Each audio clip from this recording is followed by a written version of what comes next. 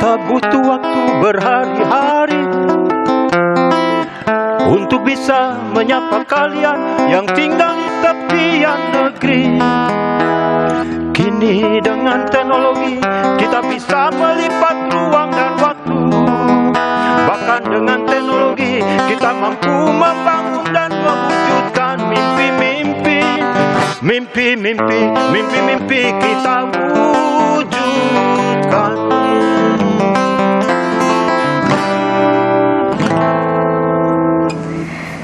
Kata Om Jody tadi, dengan teknologi, semua mimpi-mimpi mereka yang ada di wilayah 3T, terdepan, tertinggal, terluar, bisa diwujudkan. Nah, kita bicara soal siapa sih yang nggak mau jadi siswa sekolah kedinasan. Karena ada jaminan nih untuk ikatan dinas. Terus juga bisa seleksi CPNS. Tuh, apalagi ada 8 kementerian atau lembaga yang punya sekolah kedinasan. Permasalahannya adalah apakah mereka yang di wilayah 3T, terdepan, terluar, tertinggal, bisa mewujudkan mimpi dengan bersekolah di sekolah kedinasan kementerian dan lembaga.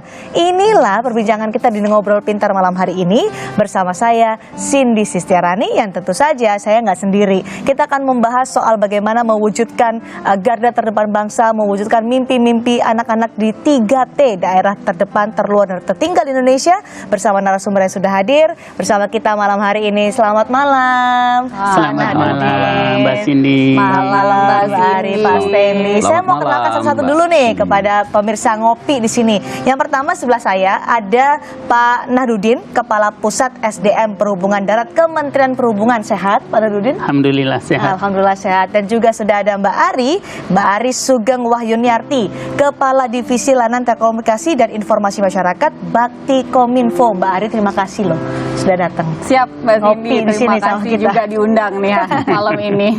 Dan juga ada Pak Stanley Suwandi, founder BTW EduTech. Kenapa ada di sini beliau-beliau ini? Karena saya akan mengorek sedikit demi sedikit untuk informasi bagi anak-anak muda Indonesia yang ada di daerah 3T. Ke Pak Nahdudin dulu. Pak Nahdudin, siap. Soal sekolah kedinasan, Kementerian Perhubungan kan punya banyak nih sekolah kedinasan. Ada berapa sih Pak sekarang? Untuk seluruh kementerian ada 22. Wow, Tapi kementerian. untuk malam ini kita bicara sekolah Politeknik Matra Darat. Jadi kalau di Pusbang kami Ya. itu ada 5 kampus politeknik transportasi dan 1 balai. 5 politeknik itu yang pertama sudah banyak dikenal oleh masyarakat kita, yaitu STTD Bekasi. Yang kedua PKTJ Tegal. Ya. Yang ketiga Politeknik Perkeretaapian Indonesia di Madiun. Kemudian yang keempat Poltekstran Sungai Danau Penyeberangan Palembang. Dan yang terakhir politeknik kami itu ada di Politeknik Transportasi Darat di Bali. Banyak ya. Kemudian 1 balai khusus untuk diklat transportasi darat itu ada di Mempawah, Kalimantan Barat. Oke, banyak. Itu jumlah siswanya berapa Pak? Kalau di rata-rata 1 kampus saja sekitar 1.500, at least kalikan 5 sudah mencapai 6.000. Banyak banget ya Pak? Banyak. Dan mereka ini lulusan dari sekolah kedinasan dari Kementerian Perhubungan langsung dapat ikatan dinas atau seleksi CPNS nantinya? Kecepatan itu ada? Jadi di masing-masing sekolah itu yang sudah ada polbitnya, untuk tahun ini ada polbit, artinya pola pembibitan dengan skema beasiswa yang didanai oleh pemerintah. Namun bebarengan dengan berjalannya program polbit itu, kami juga menerima yang program reguler. Di mana program reguler itu membiayai dirinya sendiri sebagaimana layaknya kuliah di perguruan tinggi. Ya mandiri lah ya Pak. Mandiri. Ada juga beasiswa, ada mandiri. Nah sekarang dari 5.000-an siswa yang ada di Politeknik Kementerian Perhubungan Darat, terbuka kemungkinan nggak sih Pak kesempatan untuk mereka yang di 3T Pak? Ini kan jadi perhatian nih. Justru ini concern kami. Kami bermaksud merajut transportasi seluruh pelosok negeri agar pelayanan transportasi itu manusiawi dan bermartabat. Nah, sumber pelayanan transportasi itu akan terwujud kalau ada sumber daya manusia transportasinya yang kapabel dan profesional. Kapabel, profesional. Oleh karena itu, pada malam hari ini kita sengaja berkolaborasi dengan beliau-beliau ini, bagaimana mencetak untuk daerah 3T yang tadi Mbak Cindy sebutkan, supaya mampu menyediakan SDM transportasi yang profesional, yang capable dan berintegriti. Kenapa butuh SDM lokal dari 3T?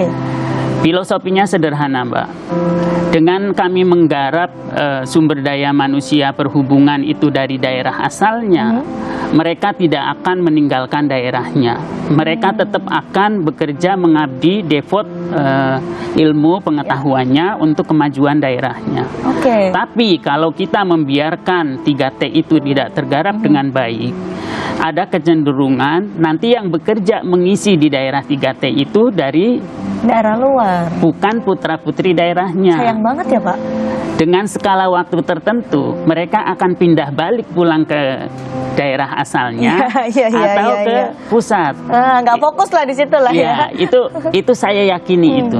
Sehingga kami sepakat bahwa lebih baik kita menggarap SDM transportasi itu di daerahnya masing-masing. Pak, tapi kan kalau mereka yang tinggal di 3T ingin ikut bersaing masuk ke sekolah kedinasan kan harus mempersiapkan diri. Tapi kadang-kadang mereka kurang tuh bekalnya dibandingkan mereka yang ada di daerah lain, terutama di kota-kota besar. Itu ada solusi nggak sih Pak? Nah, ini solusinya yang kita bertiga ini kolaborasi membangun fasilitasi bagi putra-putri daerah 3T melalui Mbak Ari ini. Kita request jaringan internetnya, dan melalui BTW EduTech ini kita mempersiapkan silabus, kurikulum, bimbingan belajarnya untuk menjadikan putra-putri daerah dari 3T itu paham betul, mengerti, bisa lolos, bisa mencapai nanti passing grade-nya ketika ikutan testing di sekolah-sekolah kami. Jadi ini semacam bimbingan belajar ya? Siap.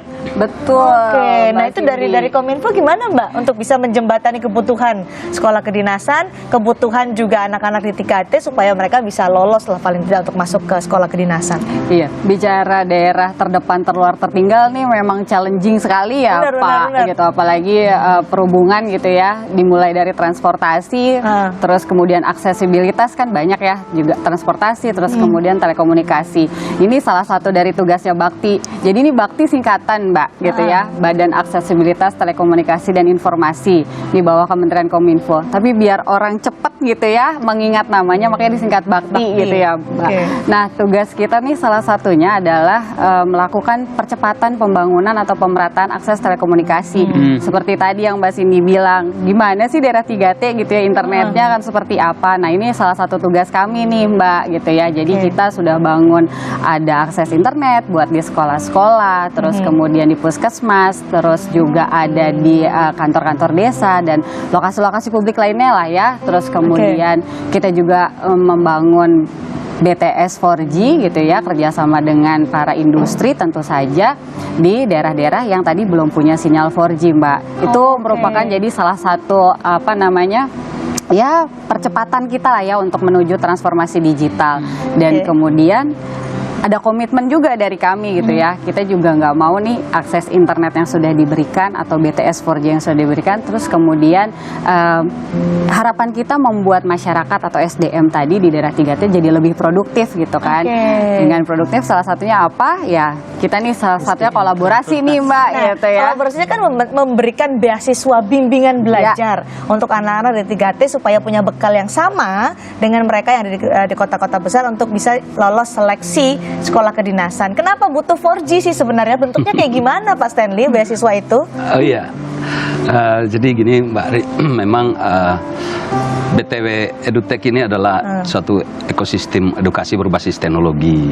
Memang kita fokus pada 3 hal. Pertama, menyediakan layanan pelatihan dan bimbingan untuk persiapan masuk sekolah kedinasan, CPNS, TNI, Polri gitu. Kemudian yang kedua juga kami fokus pada manajemen talenta berbasis teknologi informasi. Yang ketiga, fasilitasi bantuan pendidikan. Nah, salah satu yang kita jalankan saat ini adalah memberikan layanan bimbingan dan pelatihan khususnya untuk seleksi sekolah kedinasan melalui teknologi informasi yang sarana prasarananya sudah disediakan oleh Bakti Kominfo. Gimana mereka bisa mendapatkan beasiswa? Belajarnya gimana sih Pak bersama BTW EduTech sampai butuh jaringan yang disediakan langsung oleh Kominfo, Bakti Kominfo? Nah, kami sendiri adalah sebuah startup yang dihasilkan dari programnya Kominfo juga, Gerakan 1000 Startup. Jadi pembelajaran kami secara online. Gitu. Ada 2 program yang kami berikan kepada mereka. Yang pertama adalah akses soal-soal SKD. Kami punya sekitar 5.000-an soal SKD. Seleksi kompetensi dasar. Nah, itu satu seleksi yang jujur saja di sekolah kedinasan jadi momok. Ya, karena meskipun ribuan pelamar, tapi nanti yang akan lanjut tahapan berikutnya itu hanya hitungan ada formulasinya, misalnya 2 kali formasi dan lain sebagainya. Nah, sehingga memang mereka butuh persiapan. Kalau kami mengembangkan sebenarnya ada 3 kunci sukses untuk lulus SKD, Mbak Cindy. Jadi pengayaan soal, kemudian pembiasaan SKD, CAT-nya, computer assisted test, dan penguasaan strategi. Nah, problemnya di pengayaan soal. Ini butuh waktu, makanya bagaimana mereka bisa mengakses soal-soal itu lewat kita siapkan aplikasinya. Itu kita harapkan mereka belajar mandiri. Selain itu kita tidak hanya bisa berharap belajar mandiri, makanya kami juga membuka layanan bimbel secara tatap muka meskipun online, berbasis online. Tatap muka meskipun online. Ya, jadi ada mentor-mentor kami yang memberi ada jadwal pengajaran itu dari Senin sampai Sabtu. Itu kita sediakan jadwal pembelajaran karena SKD itu kan ada wawasan kebangsaan, intelijensia umum, dan karakteristik pribadi. Ada 3 subkategori. Masing-masing ini ada 16 kali pertemuan tatap muka. Gitu. Kemudian mereka mengakses, kalau tidak bisa hari Senin, dia akses hari Selasa. Kita udah buat kurikulum seperti disampaikan oleh Pak semuanya Nadiem lewat tadi. online berarti lewat ya? online. Ini menarik. Sekolahnya ada, semuanya yang ingin masuk bisa, meskipun daerah 3T karena infrastruktur teknologi sudah disiapkan oleh Bakti Kominfo.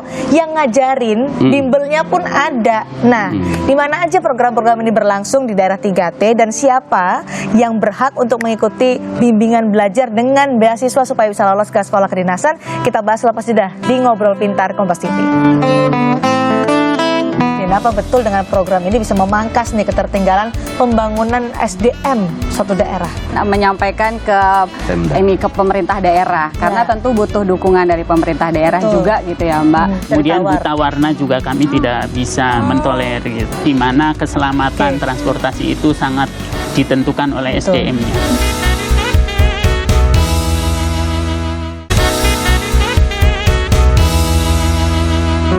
Untuk mereka yang di daerah tertinggal, terluar dan juga terdepan, untuk masuk sekolah kedinasan ada beasiswa untuk bimbingan belajar, paling tidak mempersiapkan diri. Ini yang disiapkan oleh Bakti Kominfo bekerjasama dengan BTW EduTech dan juga sekolah-sekolah kedinasan yang ada di Indonesia. Nah, Mbak Ari, seleksinya gimana sih untuk bisa dapat beasiswa bimbingan belajar ini? Ya, kalau ditanya seleksinya gimana, kalau dari Bakti sendiri sebenarnya seleksi terhadap kabupatennya, Mbak. Oh, kabupatennya dulu? Iya, kabupatennya dulu. Mana yang masuk di daerah 3T atau wilayah kerjanya Bakti gitu ya. Karena memang nggak cuma daerah 3T tapi perbatasan dan lain sebagainya gitu ya. Terus kemudian dari situ tentu berangkat dari pola pembibitan yang sudah disediakan oleh Kementerian Perhubungan. Kita cross check semuanya, kita sandingkan datanya, nanti ketemu kabupatennya mana yang punya infrastruktur Bakti gini, karena butuh tadi ya belajarnya pakai online, tentu ada butuh internetnya, jadi harus ada infrastrukturnya. Baru kemudian sudah dipilih, kita tetapkan bersama dengan Kementerian Perhubungan, baru kita lempar nih ke teman-teman startupnya BTW EduTech. Jadi persyaratannya gimana? Lokasi dulu, Mbak. Kalau nggak ada internetnya belajarnya gimana? Karena pakai platform.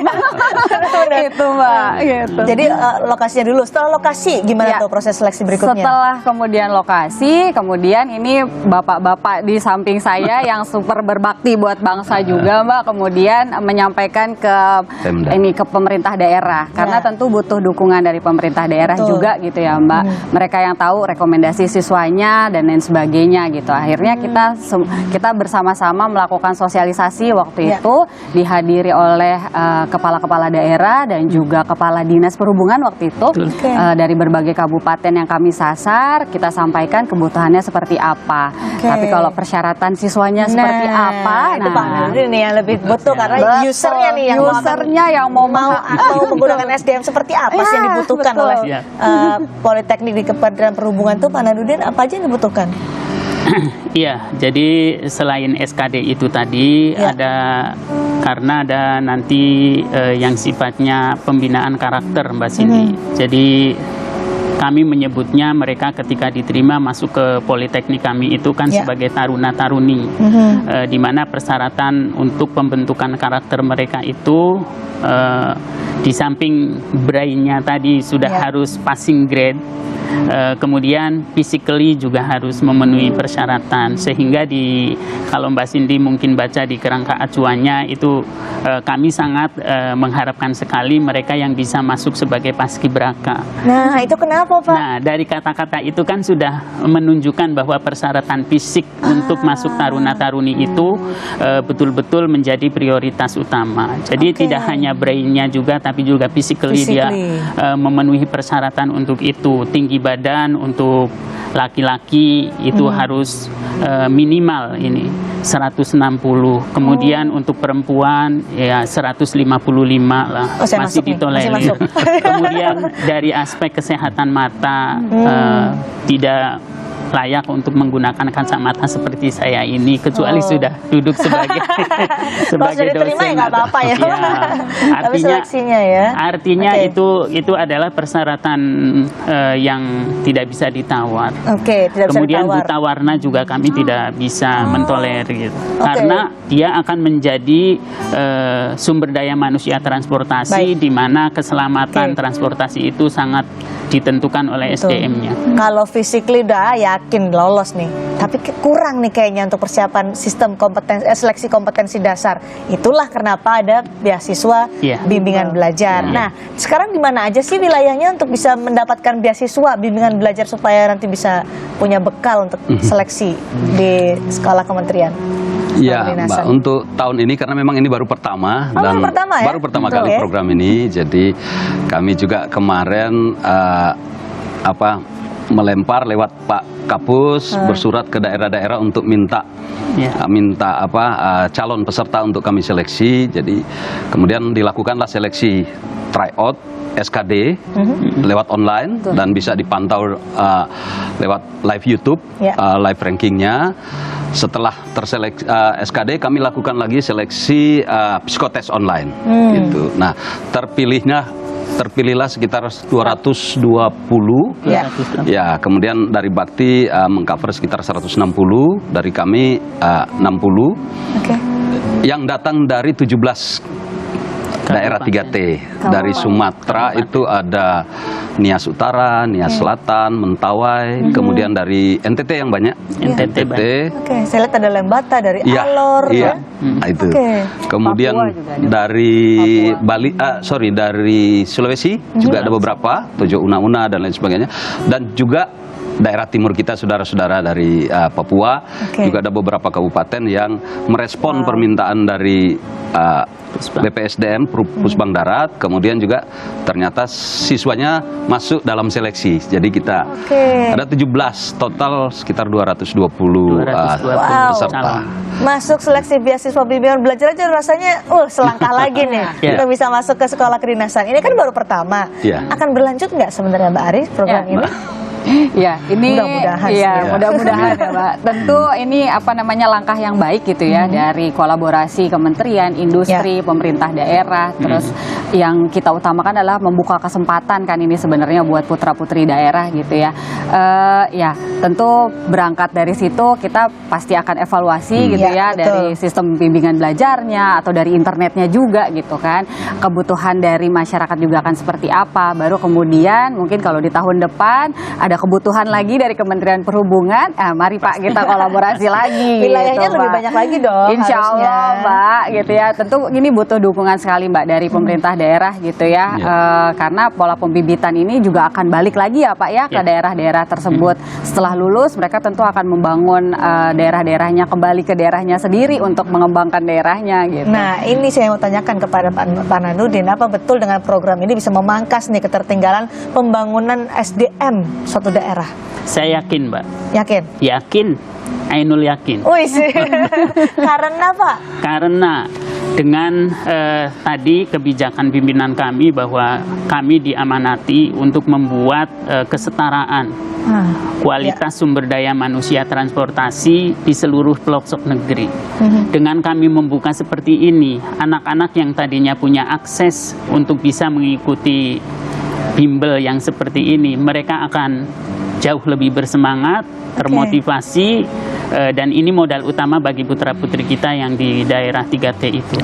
Jadi saya yakin ini akan memangkas ketertinggalan. Semuanya punya bekal yang sama, semua setara. Kendalanya apa Pak BTW EduTech dalam menyelenggarakan seleksi beasiswa Gimana, untuk Mbak? kendalanya? Aduh, kendala. Ya karena memang ini baru tahun pertama ya. Kami menemukan beberapa kendala seperti misalnya yang ini karena sebagian juga siswa yang ikut nih Pak, saya laporkan nih Pak Kapus dan Mbak Ari, mereka banyak juga yang datang dari keluarga yang kurang mampu. Jadi habis sekolah mereka masih harus bantu orang tua di kebun, di sawah gitu. Itulah sebabnya kami bahkan menugaskan taruna, kakak-kakak mereka kebetulan alumni dari bimbel kami, untuk 2 hari sekali menelpon anak-anak itu. Jadi kendala yang awalnya kami enggak bayangkan, kami pikir cuma masalah infrastruktur saja ya, internet gitu. Tapi ternyata hal-hal seperti itu juga kami hadapi. Di telepon gimana tuh? Ayo udah kerjain belum? Gimana tuh, Pak? Sampai ada yang memutuskan tidak melanjutkan. Ada yang memutuskan tidak melanjutkan karena dia lebih fokus pada membantu orang tuanya. Nah ini yang mungkin perlu kita pikirkan bersama gitu. Oke, kalau tadi dari kakak tingkat nelpon 2 hari sekali untuk memberikan motivasi, itu efeknya banget ya Pak? Kerasa banget ya? Banget. Apa yang dirasakan? Pertama memang karena ini kan online, jadi memang selalu harus diingatkan mereka ya, kewajiban mengerjakan modul, kemudian kewajiban mengikuti kelas online, itu kita ingatkan terus. Dan yang kedua kebetulan yang menelpon taruna, jadi mereka bisa sharing lah, sharing gitu. ya, jadi Bisa curhat, ada motivasi. saya ada masalah ini, saya ini mungkin ada solusinya. Karena kendalanya adalah masalah online, dari Baktikominfo bagaimana mengatasi ini? Karena kan tidak semua mereka bisa mengerjakan dari rumah, ada mungkin kendala masalah gadget. Gimana solusi dari Baktikominfo untuk menghadapi ini? Ya kebetulan karena pemerintah daerah juga mendukung gitu ya. Ada satu daerah ini bahkan menugaskan Kadiskominfonya untuk menyiapkan satu ruangan, internetnya juga difasilitasi sehingga para peserta bimbel ini gitu ya bisa join di dalam situ Mbak gitu ya. Jadi ya kalau ini ada niat baik bersama tentu pasti ada jalan gitu ya Mbak. Kalau gadget ya memang dari awal kita sudah sampaikan kebutuhannya belajar online, jadi mohon dipersiapkan gadgetnya gitu ya. Jadi ada yang pinjam orang tua memang Mbak gitu ya, ada yang ya gantian sama adiknya atau dan lainnya seperti itulah Mbak. Tapi paling tidak infrastruktur untuk terutama jaringan internet ya, itu yang penting soalnya. Paling nggak sudah ada walaupun basic sekali gitu kan Mbak gitu. Yang penting kan mereka bisa buka platformnya, bisa belajarnya seperti itu. Bisa mengikuti bimbingan belajar secara online ditawarkan oleh BTW EduTech ya. Nah, pertanyaannya ini kenapa baru sekarang, ini baru program pertama, kenapa baru sekarang akhirnya mereka yang ada di 3T diberikan kesempatan yang sama, kesetaraan dengan mereka yang ada di daerah-daerah yang lebih maju? Kenapa tuh Mbak? Kalau kenapanya ini karena mungkin waktu juga nih yang mempertemukan kami bertiga gitu ya, baru berjodoh. Karena memang dari Pak Stanley sendiri gitu, BTW EduTech ini baru ketemu dengan gerakan 1000 startup juga ya Pak ya. Terus kemudian dilakukan pengembangan, jadi startupnya sudah ada, terus kemudian lebih difasilitasi oleh Kementerian Kominfo. Kominfo. Baru kemudian ketemu sama Bakti dan juga Kementerian Perhubungan. Jadi seperti itu Mbak. Jadi memang desain by proses ini Mbak. Jadi sekarang ini baru pertama, perlu ada evaluasi tentu nanti. Tapi paling tidak ini sudah memberikan kesempatan yang sama loh. Untuk mereka yang ada di daerah 3T punya kesempatan yang sama untuk ikut sekolah kedinasan. Ini luar biasa sebuah terobosan. Adik-adik ini butuhnya kesempatan sama kesempatan Mbak. Ya. Betul. Kesempatan dan kesetaraan. Sudah ada akses, butuh kesempatan. Tambahan Mbak Cindy. Iya Pak Nurdin. Jadi gini, kami merasa bahwa menemukan kejadian di tahun sebelumnya 2021 kalau pengalokasian dari taruna-taruni di seluruh Indonesia itu yang dikerjasamakan dengan Kemenpan RB dan BKN itu kan sudah ada alokasinya, angka yang sedemikian besar gitu. Setelah dilakukan dan selesai proses penyaringan itu tidak tercapai angka itu. Betul. Hal ini terjadi karena apa? Sebagian wilayah itu tidak bisa mengikut sertakan putra-putri daerahnya di dalam program itu. Nah, sehingga kami timbul pemikiran ketika saya baru saja masuk bergabung ke PPSD MPD ini, saya langsung mendapatkan itu. Kemudian ini gimana caranya? Kita harus cari solusi supaya daerah yang tertinggal, terluar, terdepan itu bisa mendapatkan peluang yang sama. Di samping itu ada amanah yang diberikan kepada Badan Pengembangan Sumber Daya Manusia Perhubungan itu untuk menciptakan atau melahirkan SDM transportasi yang mumpuni ya. Nah, itu tadi. Jadi kami mikir mereka pasti kendalanya itu sehingga akhirnya kami ketemu jodohnya dengan Bakti Kominfo dengan BTW EduTech. Nah, nanti kita akan juga sekarang tadi sudah disebutkan oleh Mbak Ari soal 1000 startup. Apakah itu 1000 startup? Nanti kita akan bahas terlepas jeda di Ngobrol Pintar Kompas TV. Terima kasih Mbak Ari, terima kasih juga Pak Nurdin. Nanti kita akan lebih ngobrol lebih banyak dengan Pak Stanley selepas jeda. Dari latihan soal itu saya jadi tahu gambarannya itu seperti apa. Yang ngerti problems yang terjadi di daerah adalah anak-anak atau masyarakat di daerah itu. Pendirinya itu lulusan sekolah kedinasan. Termasuk Pak Stanley? Saya lulusan sekolah kedinasan.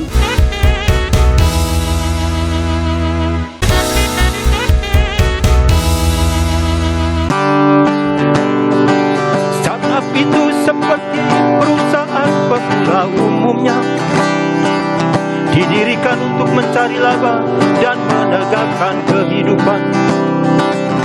Yang membedakan adalah startup dirintis dengan memanfaatkan kecanggihan teknologi informasi dan komunikasi untuk melayani konsumen. Benar apa tidak, Cindy? Benar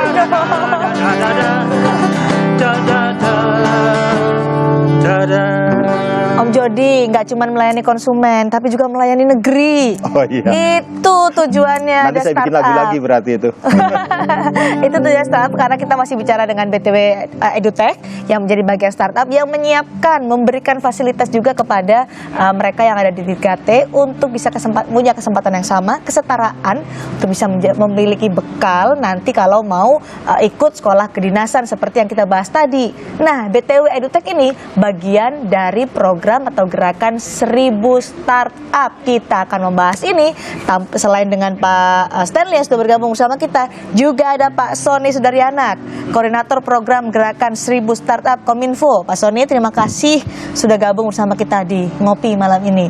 Dan ada juga contoh sukses binaan dari BTW EduTech yang lolos menjadi siswa sekolah kedinasan. Bergabung sama kita adalah Wahid Setiabudi, wakil dari Tarunas STTD, Sekolah Tinggi Transportasi Darat. Halo, Wahid, terima kasih ya sudah gabung sama kita. Waduh, saya juga akan deg-degan nih kalau ngomong sama Taruna. Pak Stanley, soal BTW EduTech. BTW EduTech itu bagian dari program 1000 Startup Kominfo ya? Iya, betul. Itu gimana sih awalnya BTW ini berdiri dan Saya dari tadi BTW mulu, apa sih sebenarnya kepanjangan BTW itu? Iya, Mbak Cindy, BTW Edutech itu, BTW adalah singkatan dari Bina Taruna Wiratama. Kalau kita artikan ya, membina taruna, anak-anak muda menjadi perwira utama. Targetnya adalah untuk sekolah kedinasan, mencetak taruna-taruni. Kenapa kok itu? Karena memang pendirinya itu lulusan sekolah kedinasan. Termasuk Pak Stanley? Saya lulusan sekolah kedinasan di bawah binaan Kementerian Perhubungan. Saya tepatnya dari STTD, satu alma mater sama Mas Wahid. Jadi nanti dia panggil kakak, gitu. Karena sekolah kedinasan biasanya kakak dan adik itu. Selain itu juga ada teman-teman dari IPDN, dari STAN. Nah, kami kebetulan base-nya di Bali. Jadi kami ini alumni sekolah kedinasan yang di Bali itu menggagas ini untuk targetnya memberi kesetaraan solusi bagi talenta-talenta muda ya di seluruh pelosok. Makanya kita base-nya juga aplikasi atau startup supaya bisa diakses di seluruh pelosok negeri. Dan kita juga bekerja sama dengan talenta-talenta muda dari Bali untuk IT-nya, karena kami punya mimpi dari Bali lahir startup lokal yang berdampak nasional, sehingga Bali nggak hanya dikenal dengan pariwisatanya gitu, Mbak. Jadi, tapi juga ada startup yang punya manfaat atau berdampak secara lebih luas. Dan itu inline dengan program yang sedang dikembangkan oleh Gerakan 1000 Startup. Bagian dari Gerakan 1000 Startup, Kominfo. Apa sih sebenarnya Gerakan 1000 Startup tuh, Pak Sony? 1000 Startup itu sebenarnya gerakan bersama gotong royong dari ekosistem digital Indonesia untuk mendorong munculnya lebih banyak lagi digital entrepreneur. Nah, ini udah dimulai dari 2016 dan kita udah lebih dari 1.300 tim startup yang udah muncul, dan kita berharap ini lebih luas lagi seluruh Indonesia. Makanya kita sekarang fokusnya create startup di luar Jabodetabek. Oh, termasuk BTW dari Bali ya. Dari Bali. Jadi daerah-daerah yang, karena yang ngerti problems itu bukan cuma dari perspektif Jakarta, tapi yang ngerti problems yang terjadi di daerah adalah anak-anak atau masyarakat di daerah itu. Jadi salah satu harapannya adalah lebih banyak lagi, khususnya dalam konteks bonus demografi ya. Semakin banyak entrepreneur dan kita create more jobs, sehingga kita bisa manfaatkan bonus demografi ini untuk pertumbuhan ekonomi. Itu jadi fokus di luar Jabodetabek startupnya. Dan yang kedua, kita juga encourage women founders. Nah, gimana Gerakan 1000 Startup ini bisa mendorong perkembangan startup edukasi seperti yang dilakukan BTW Edutech? Nah, menarik dari segi edukasi ya. Jadi pertama, Kominfo salah satunya tadi fokus ke membangun infrastruktur. Beyond that apa gitu? Setelah itu apa? Mengisinya bagaimana? Nah, salah satunya bagaimana kita memberikan resources pendidikan ini bisa diakses di pelosok-pelosok Indonesia menggunakan internet. Jadi kalau dulu kan resources terhadap bank soal ataupun training-training itu hanya berputar di kota-kota besar, atau bimbelnya itu ada offline di kota-kota besar. Nah, sekarang dengan adanya internet, akses ke bimbel online ini bisa merata ke seluruh penjuru Indonesia. Khususnya untuk program ini kita fokus ke daerah 3T.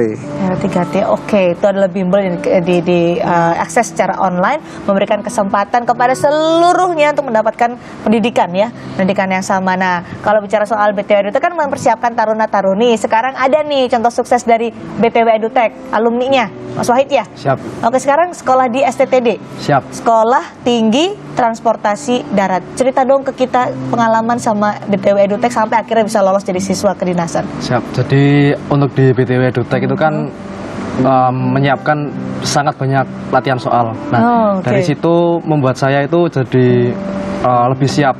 Jadi dengan banyak materi soal, saya lebih siap dengan berbagai soal yang akan nanti muncul di SKD yang sesungguhnya. Benar keluar nih beberapa ya. Hanya membuat gambaran. Jadi soal itu gambarannya seperti apa dari soal. Jadi bukan terus mirip 100% dengan apa yang keluar, tidak, tapi dari latihan soal itu saya jadi tahu gambarannya itu seperti apa untuk soal-soal yang muncul di SKD besok. Jadi lebih pede ya? Siap, betul. Lebih pede waktu seleksi kompetensi dasar. Betul. Berapa lama ikut EduTech untuk fasilitas ini? Mulai belajar? tahun 2020. 2020? 2020, tapi saya baru keterima di tahun 2021. Kok bisa? Karena di 2020 kebetulan saya kena positif COVID, jadi tidak bisa melanjutkan ke tahap selanjutnya. Oke, untuk seleksi kompetensi dasar tahun 2020 lolos. Tapi tahap selanjutnya nggak bisa karena COVID. Betul. 2021 nyoba lagi. Pantang menyerah. BTW lagi. Betul. Pantang menyerah. Gabung BTW EduTech, akhirnya keterima sampai ke tahapan berikutnya. Betul. Paling tidak seleksi kompetensi dasar nih ya. Siap. Udah kepegang. Siap. Jadi sempat nggak di BTW EduTech bikin ada kendala-kendala atau sebenarnya wah ini nih cara yang aku cari selama ini gitu nggak sih? BTW EduTech itu memang jalannya, jadi membantu saya untuk ke sana. Memang itu yang saya cari. Jadi saya bisa lebih siap tadi, kembali ke awal tadi, lebih siap dari persiapan soal-soalnya. Selain dikasih soal-soal BTW EduTech, ada fasilitas apa yang diberikan BTW? Psikotes, bimbingan psikotes ada. Karena ada item juga di psikotes. Kemudian ada jasmani. Nah, saya juga ikut di bimbingan offline-nya. Jasmani juga ada video tutorialnya juga tentang mana sih kegiatan itu yang benar itu yang gimana. Itu sudah ada contohnya semua. Oke, jadi semuanya sudah disediakan BTW EduTech untuk mempersiapkan menjadi seorang taruna ya. Termasuk bagaimana menghadapi wawancara ya. Siapa Pak? Oh gitu, semua diberikan oleh BTW EduTech. Kenapa dari A sampai Z disediakan oleh BTW EduTech? Memikirkan sampai ke sana, Pak Stanley? Iya, karena memang seleksi sekolah kedinasan itu kan mereka outputnya jadi PNS ya. Jadi yang pertama mereka hadapi adalah SKD. Setelah SKD ini diselenggarakan oleh BKN, hasil dari SKD kemudian diserahkan pada lembaga atau sekolah lanjut. Biasanya tesnya adalah samapta, kesehatan, psikotes, wawancara. Nah, kita membuat ini menjadi satu rangkaian, kita persiapkan. Karena ujung-ujungnya kan harapan kita mereka lulus. Betul. Percuma kalau mereka lulus SKD, tapi ketika di samapta dia latihannya nggak benar, akhirnya terus kurang maksimal gitu, di wawancara juga nggak bagus gitu, atau di psikotes dia ini. Jadi memang kita paketnya satu rangkaian tes ini kita persiapkan buat Mas Sony, untuk startup dengan pengembangan SDM seperti BTW ini kan dibutuhkan sebenarnya untuk Indonesia dengan bonus demografi yang luar biasa menghadapi 2045 nanti. Gimana sih sebenarnya pengembangan gerakan 1000 startup bisa mendukung untuk startup-startup yang mengembangkan SDM ini? Tapi jangan jawab dulu, tahan. Nanti dijawab selepas jeda di Ngobrol Pintar Kompas TV. Kita banyak sih anak muda yang pengen jadi pengusaha tapi bingung mulai dari mana. Karena memang jujur kami sendiri tidak berbackground teknologi ya. Jadi kami banyak belajar, itu tantangan yang ini. Yang terakhir ya doa, kembali lagi ke doa dan restu orang tua.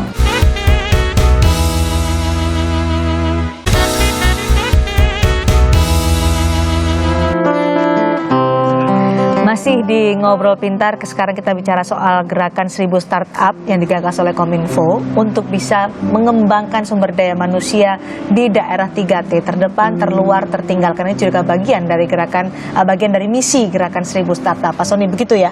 Jadi startup apa saja yang fokus pada pengembangan SDM yang terlibat di gerakan 1000 startup ini? Jadi kalau di 1000 startup kita multi sektor ya. Tergantung sebenarnya startup kan start from problems. Jadi berusaha solve problems yang ada. Lebih ke di 1000 startup itu sebenarnya lebih untuk mengkonekkan networknya. Kita banyak sih anak muda yang pengen jadi pengusaha tapi bingung mulai dari mana. Terus ngobrol dengan siapa, networknya kemana. Nah, gerakan ini yang mencoba mengatasi hal tersebut. Jadi ada lebih dari 400 mentor yang ada di gerakan. Kemudian partner kita ada di 20 kota. Dan jadi ketika anak-anak muda ini pengen buat sesuatu, mereka tap in ke ekosistem yang tepat. Kita udah running ada aplikasinya. Kita juga memposisikan programnya itu sendiri, itu sebuah startup. Jadi mungkin teman-teman yang tertarik untuk belajar bagaimana memulai digital entrepreneur itu bisa download aplikasinya, kemudian tap in ke networknya dan tahu harus mulai dari mana dan kenalan dengan ekosistem yang di sekitarnya. Nah, Sekarang ini kan kita menghadapi bonus demografi nih Indonesia untuk Indonesia Emas 2045. Kita punya keuntungan bonus demografi, anak mudanya banyak banget deh sekarang usia produktif. Nah, apakah dari gerakan 1000 startup ini mendorong untuk lebih banyak lagi nih startup untuk bisa mengembangkan SDM supaya Indonesia bisa mencapai Indonesia Emas 2045? Ada nggak bimbingan ke sana? Ya, salah satu objektif dari pemerintah adalah menyiapkan job creation-nya. Jadi bonus demografi ini berkah kan sebenarnya. Tapi kalau kita dan khususnya pemerintah nggak mempersiapkan jadi beban nanti pekerjaan, jadi akan banyak pengangguran dan menjadi bencana mungkin buat bangsa ini. Jadi kita menyiapkan resources untuk mereka belajar, untuk memulai usahanya, dan sebenarnya kalau 1000 itu hanya numbers ya. Sebenarnya kita ngelihat bahwa satu startup, contoh mungkin seperti Gojek, berdampak kontribut 1% terhadap GDP. Itu baru satu perusahaan digital. Bagaimana kalau ada 1000? Sebenarnya cita-citanya seperti itu. Kita berharap ada 1000 startup untuk mendukung Indonesia menjadi satu Indonesia Raya. Oke, yang dibutuhkan untuk pengembangan SDM untuk nanti bonus demografi, edutech ya. Salah satunya edutech. Edutech. Nah, selama menjalankan edutech, BTW edutech ini, Pak Stanley, ada nggak sih kendala-kendalanya? Karena kan kita bicara soal internet, kita bicara soal infrastruktur teknologi yang harus mumpuni untuk bisa menjalankan sebuah startup edukasi, karena punya misi, punya tujuan mengembangkan sumber daya manusia. Ada nggak sih tantangan-tantangan yang dihadapin? Iya, tantangan dalam pengembangan secara umum, pengembangan BTW edutech memang pada sisi SDM, terutama kami di Bali memang, tapi kami bersyukur anak-anak yang di BTW edutech ada yang bahkan masih kuliah, tapi mereka cukup bisa mengimbangi dengan binaan dari 1000 startup. Kita ada kelas-kelas, jadi ketika ada sesi pembelajaran kita coba untuk ini, karena memang jujur kami sendiri tidak berbackground teknologi ya. Jadi kami banyak belajar, itu tantangan yang ini. Nah, kalau dari sisi runningnya program yang tadi beasiswa, memang seperti yang kami sampaikan tadi itu Mbak Cindy, selain tantangan akses internetnya, ketersediaan gadget mereka atau perangkat untuk mengakses pembelajaran, juga ternyata ada hal-hal yang di luar prediksi kami yang menjadi penyebab ada anak yang karena kurang mampu akhirnya harus mundur dan lain sebagainya. Itu yang output dari BTW edutech, karena kan fokusnya untuk menyiapkan taruna-taruni nih. Boleh nggak Pak dijelaskan, itu disebutkan berapa nih output yang sudah dihasilkan dari mereka yang mengikuti BTW edutech? Ya, kalau kita bicara angka dari tahun lalu itu kuota sekolah kedinasan 6.000 sekian, itu dengan pelamar itu sekitar 300.000, hampir 300.000. Jadi kalau dihitung persentase peluang mereka sebenarnya di bawah 5% bisa masuk sekolah kedinasan. Tapi dengan binaan kami, ya puji Tuhan sih kami SKD 95% lulus kemarin.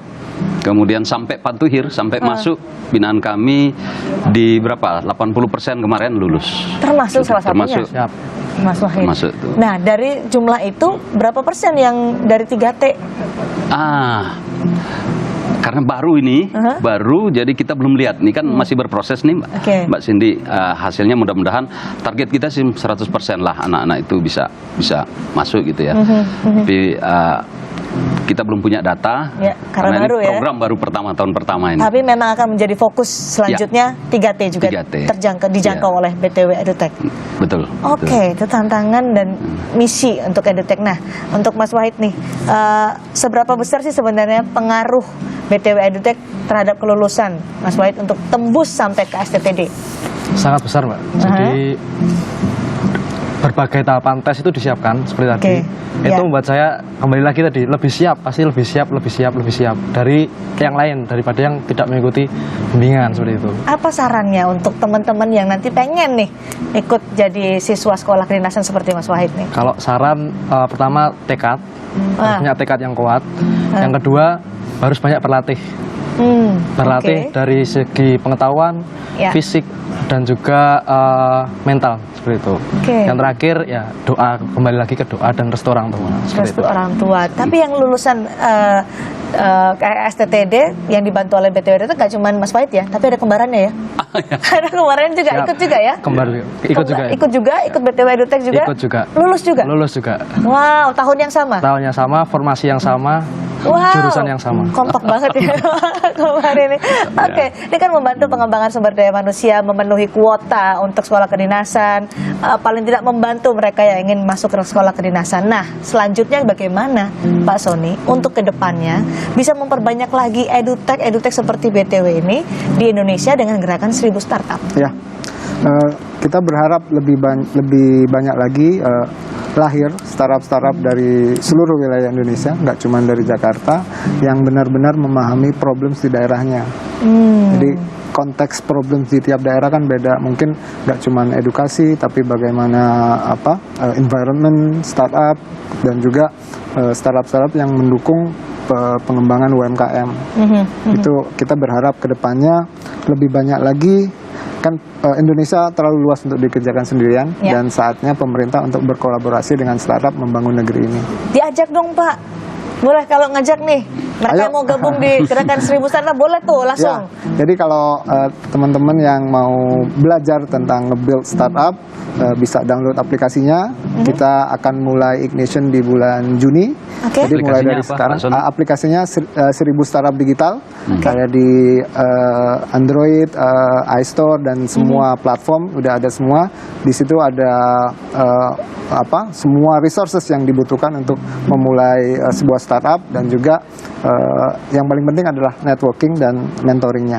Oke, networking mentoring. Terima kasih untuk teknologi bikin startup sudah dibantu untuk bisa lolos ke sekolah kedinasan. Sudah ada yang membantu untuk mempersiapkan dengan bimbingan belajar. Luar biasa, mudah-mudahan gerakan 1000 startup ini bisa memberikan manfaat lebih besar untuk Indonesia, untuk pengembangan sumber daya manusia seperti yang dilakukan oleh BTW Edutech. Terima kasih. Terima kasih Pak Stanley, terima kasih juga Pak Sony. Terima kasih Mas Wahid, sukses ya untuk studinya di STTD. Om Jody, mau bikin startup apa? Ini karya dadakan. Meski kami tinggal di pinggiran negeri, jauh dari riuh kota dan adu narasi, tapi kami tahu pasti kita saling menyintai. Tetapi merasai kami anak kandung pertiwi. Dari sini kami gaungkan nyanyian cinta. Semoga sampai pada kalian saudara. Tentang niur, tamar dan ombak yang bergelora, juga tentang bahagia sekaligus derita. Zaman boleh berubah, teknologi boleh menderu, tapi tak boleh kita berseteru. Sebab demikianlah adanya kita, berbeda-beda tetapi tetap satu jua. Terimalah salam kami, salam dari tepian negeri. Semoga kita senantiasa berbahagia sampai nanti bermimpi bersama, bekerja bersama untuk Indonesia Raya. Untuk Indonesia Raya.